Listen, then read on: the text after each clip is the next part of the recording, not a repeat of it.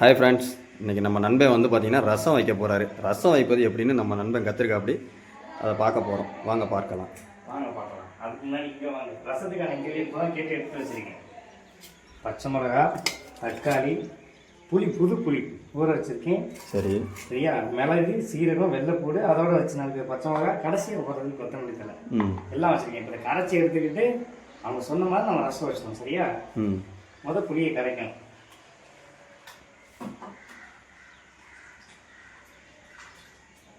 புளியை கரைக்கிறப்ப வரதான் தெரியும். அதுவும் பழைய புளியை ரசம் வச்சிடக்கூடாது. பழைய புளியை ரசம் வச்சோம்னா ரசம் கலர் வராது, கருப்பா இருக்குன்னு சொன்னாங்க எங்க அம்மா. புது புளியை எடுத்து நீ கரைச்சிட்டு இருக்கோம். இதுக்காக என்ன பண்ண நினைக்கிறீங்களா? பக்கத்துல எங்கிட்ட போய் திருடிட்டு வந்திருக்கிற தெரியுது. இல்ல நிறைய இருக்கு, சும்மா ஒரு 10 புளி மட்டும். 10 புளி 1/4 கிலோ சூட்டே போட்டு 50 ரூபா போச்சு. இல்ல நம்ம ரசம் வைக்கணும்ல, புது புளி இல்லப்பா. இப்பதான் புளி எல்லாம் காய்ச்சிட்டு இருக்கு. அதனால சரி நமக்கு தேவைப்படும் மீன் மட்டும் போய் கொஞ்சத்தை மட்டும் எடுத்துட்டு வந்தேன். நண்பர்களே, நீங்க அந்த மாதிரி எதுவும் செய்யாதீங்க. அவங்க எல்லாம் செய்யமாட்டாங்களா? நமக்கு தான் பிரச்சனை இல்லை. இப்ப இந்த புளியை வடிகட்டிடுவோம். நண்பர்களே, நம்ம நண்பன் பார்த்தீங்கன்னா வளன்னு இருந்த ஒரு புளியை கரைச்சி முடிச்சு இப்போ வடிகட்ட போகிறோம். அப்படி புளியை நல்லா வடிகட்டிக்கங்க. சரிங்களா? அந்த இது எதுவுமே இருக்கக்கூடாது. வடிகட்டி இல்லையா? கையில் தான் வடிகட்டணுமா? வடிகட்டிக்கலாம்ப்பா, வடிகட்டிக்கலாம். ஆனால் சமைக்கிறப்ப தான் உண்மையிலேயே கஷ்டமா இருக்குப்பா. ஏன்னா அங்கே சட்டி சூடும், அதனால கையை உள்ள வச்சிடாதீங்க. இல்லை, நமக்கு எவ்வளோ கஷ்டப்பட்டு சமைச்சு போட்டிருப்பாங்க. ஆனால் அதுக்கு நம்ம குறை சொல்லிக்கிட்டே பழகிட்டோம்ல. சமைக்கிறப்ப உண்மையிலேயே கஷ்டமா இருக்கு. நான் நேற்றையே வீடியோ போடலன்னா நேற்று ரசம் வச்சு பார்த்தேன், ரசம் நல்லா கொட்டிட்டோம். சரி, இன்னைக்கு கொஞ்சம் பெட்டா வச்சுக்குவோம். நம்ம பலியாடு நான் தானே. இதே மாதிரி தக்காளியும் காய்க்கணும். தக்காளி நல்லா கரைச்சுங்க. ஒரு 5 தக்காளி எடுத்துருவோம். நல்லா கரைக்கணுமா? நம்ம நண்பர் எப்படி கரைக்கணும்னு பார்ப்போம். தக்காளியை நசுக்கி பார்த்து வாங்கினுங்கிற மாதிரியே கரைக்கிறாரு.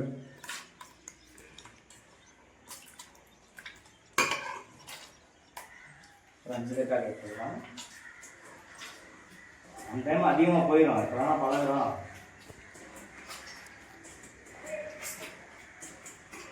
எத்தனை பேர் நண்பனோட சமையலை சாப்பிட்றாங்கன்னு தெரியல, பார்ப்போம். நல்லா சமைச்சிடுவோம். கற்றுக்கிட்டே இருக்கோம்ல. எனக்கு தெரிஞ்சு அப்படி ஏதாவது ஆனால் முதல்ல உனக்கு ஆஸ்பத்திரி போக தயாராக இருக்கு. முடிஞ்ச இன்சூரன்ஸும் போட்டுக்கிறேன். ஆஸ்பத்திரி போகிற அளவுக்கு இருக்காதுப்பா. இதெல்லாம் ரசம் தானே. நம்ம நான்வெஜ்ஜுக்கு சமைக்கிறப்ப தான் கொஞ்சம் கேர்ஃபுல்லாக சமைக்கணும். கசக்கிறது கஷ்டமாக தான்ப்பா இருக்கு. முதல்ல நாட்டு தக்காளி வந்துச்சு.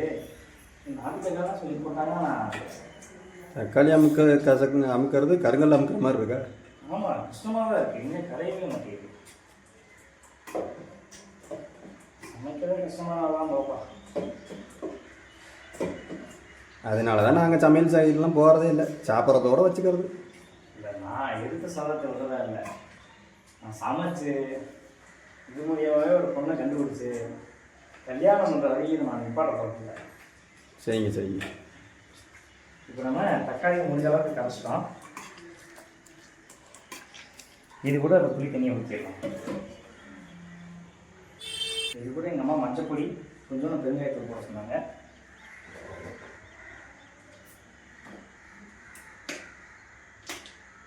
கொஞ்சம் பெருங்காயத்தூள்,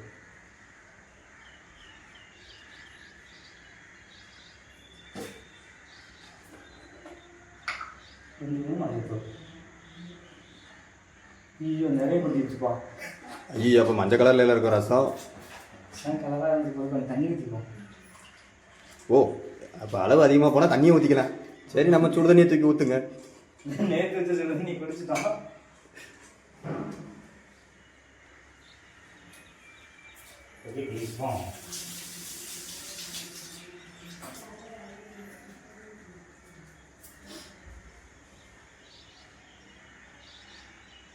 மிளகு சீரகத்தை நுணுக்கி எடுத்துக்குவோம்.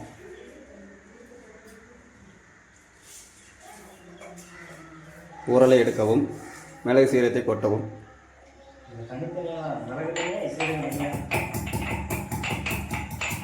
வடிவேல் காமெடி வாங்க வாங்க என்று இடிக்கவும்.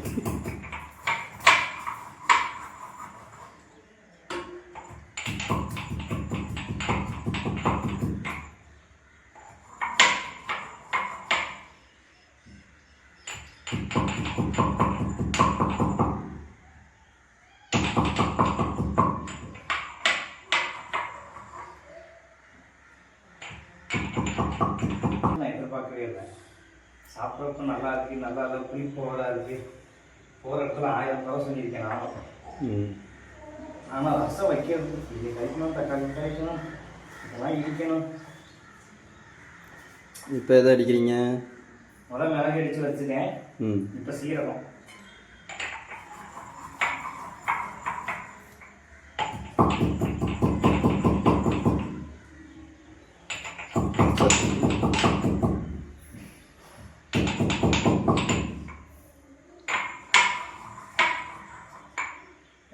மிக்ஸி அடிச்சிருக்கலாம்.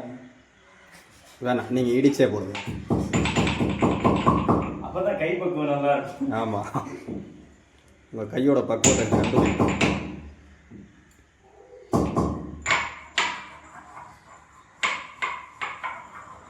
ரசத்தில் வேற எங்கேயும் ஆப் வேணாம்னு சொல்லிட்டாங்க. ரசத்தில் கறியை போடலாமா? ரசம்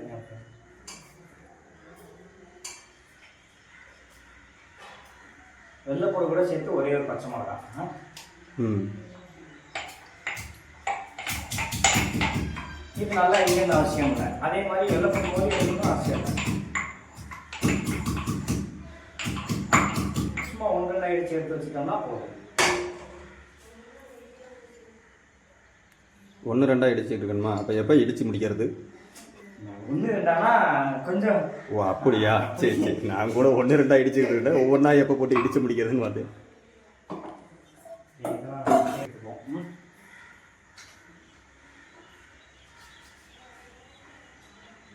நான் ஒரு 8 பச்சை மிளகா எடுத்துருக்கேன்.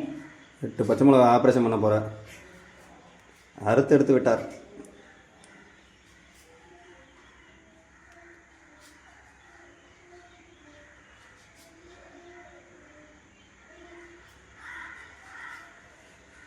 ஓகே, இப்போ நம்ம ரசத்தை தாளிச்சிடலாம். சட்டி வைக்க போகிறோம். பக்கத்தில் வாங்க. இப்போ நம்ம உள்ள பொருள்லாம் நீங்கள் பார்க்கலாம். அடுப்பை பற்ற வச்சாச்சு.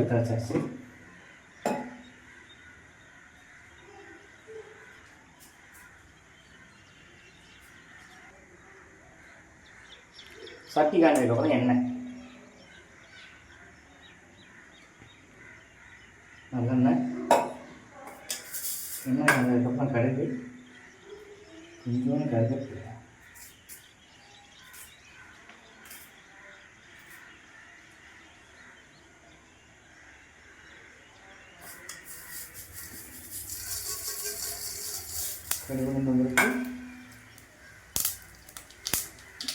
வெடிக்கிறது.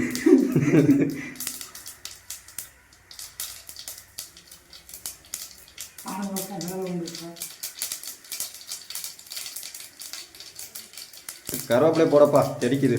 இன்னும் போடுறது வெளியே வந்துருச்சு. எங்க அம்மா கடுகு நல்லா பொடியும்னு சொன்னாங்க.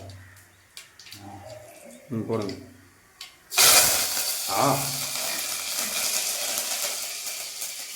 இப்போ நம்ம இடித்து வச்ச வெள்ளைப்பூடு,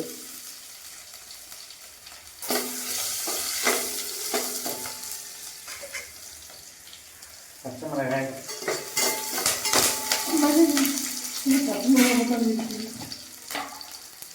இந்த லைட்டாக உப்பு போட்டிங்கன்னா பச்சை மிளகாய் நல்லா சாப்பிடுவேன். ஏன் நான் பச்சை மிளகாய் நல்லா சாப்பிடுவேன். எனக்கு ரொம்ப பிடிக்கும். பச்சை மிளகாவும் உப்பு போட்டு வதக்கி கொடுத்தா. அதனால் லைட்டாக நம்ம உப்பு போட்டுருக்கோம்.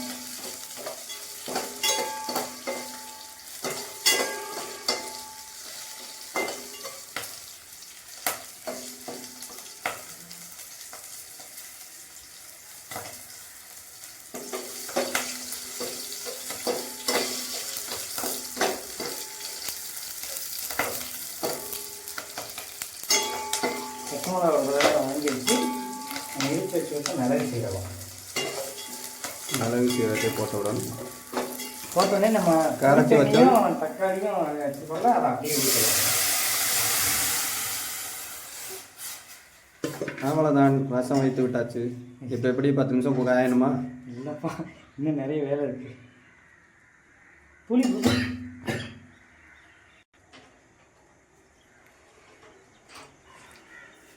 புளிப்பு ஓராருக்கு தண்ணி ஊற்றி விட்டுருவோம். நம்மளுக்கு எதுவுமே தெரிஞ்சது தண்ணி ஊற்றுறது தானே, ஊற்றி விடுங்க. அப்படி இல்லை, ரசத்துக்கு தண்ணி நம்ம வச்சுக்கலாம். நம்ம 5 தக்காளி வச்சுருக்கோம். புளி ஒரு பெரிய நெல்லிக்காய் அளவு புளி வச்சு கரைச்சிருக்கோம்ல.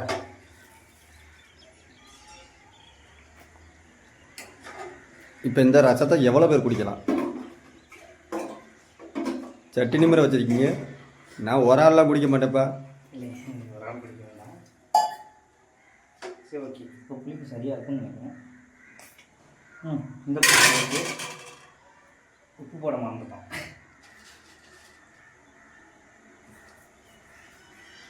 உப்பு இப்போதைக்கு போட்டிருக்கோம். கொஞ்சம் நேரம் கரைஞ்சதுக்கப்புறம் தேவைக்கு உப்பு போட்டுக்கலாம். ஆன் பண்ணியாச்சு. இப்போ வந்து எங்கள் அம்மா சொன்னாங்க ரசம் கொதிக்கக்கூடாதுன்னு. சரியா, நுரை வந்தால் மல்லித்தலையை போட்டு அப்படியே ஆஃப் பண்ண சொன்னாங்க. எழுப்ப இப்போ பார்த்தீங்கன்னா ரசத்து மேலே முதல் வந்துச்சு, ரசம் ரெடி ஆயிடுச்சு. மல்லித்தலையை போட்டு அப்படியே ஆஃப் பண்ணிட்டு மூடி வச்சுட்டோம்னா ரசம். மல்லித்தலை வெந்துக்குமா? அது ஹீட்லேயே ஆகிடும். சரி, அப்போ நுரை நல்லது. சொல்லுவாங்கல்ல. ஆமாம், அது கரை நல்லது. இது ரசத்துக்கு நுரை நல்லது. நல்லது, அவ்வளோதான். ஓகே, இப்போ ரசம் ரெடி ஆயிடுச்சு. ஓகேங்க, வாங்க எல்லாரும் சாப்பிடலாம். போய் டேஸ்ட் பண்ணிட்டு இப்போ ரசம் எப்படி இருக்குன்னு அப்துல் சொல்லுவாரு. நம்ம செஞ்ச இன்சென்ட் மாங்காய் வகையும் என் நண்பன் டேஸ்ட் பண்ணி சொல்ல போறான். நண்பர்களே, மாட்டிக்கிட்டேன்பா. ரொம்ப கலர்ஃபுல்லா நல்லா இருக்கு. ஆக்கா சூப்பராக இருக்குது. இந்த இப்போ டேஸ்ட் பண்ணிட்டு சொல்கிறேன்.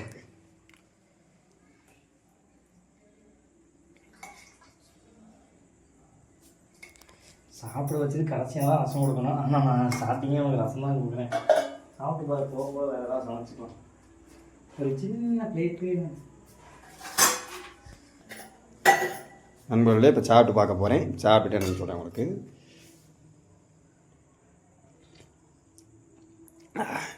புளிப்பாக இருக்குது நண்பர்களே. ரசம் புளிக்கணுமா? ரசம் புளிக்கணும்.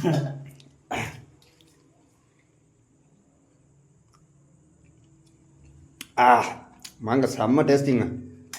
கொஞ்சம் உரப்பு மட்டும் கொஞ்சம் கூடுதலாக இருக்குது. இருந்தாலும் செம்மையாக இருக்குது. எனக்கு உரப்பு ரொம்ப பிடிக்குங்கனால எனக்கு உரப்புக்கு ஏற்றார் கூட நண்பன் செஞ்சுருக்கான். செம்மையாக இருக்குதுங்க, சூப்பராக இருக்குது. ஸோ இப்படி அருமையாக செஞ்ச நண்பனுக்கு என்னோடய வாழ்த்துக்களை தெரிவிக்கிறேன். நீங்களும் முடிஞ்சால் தெரிவிங்க. நன்றி மக்களே.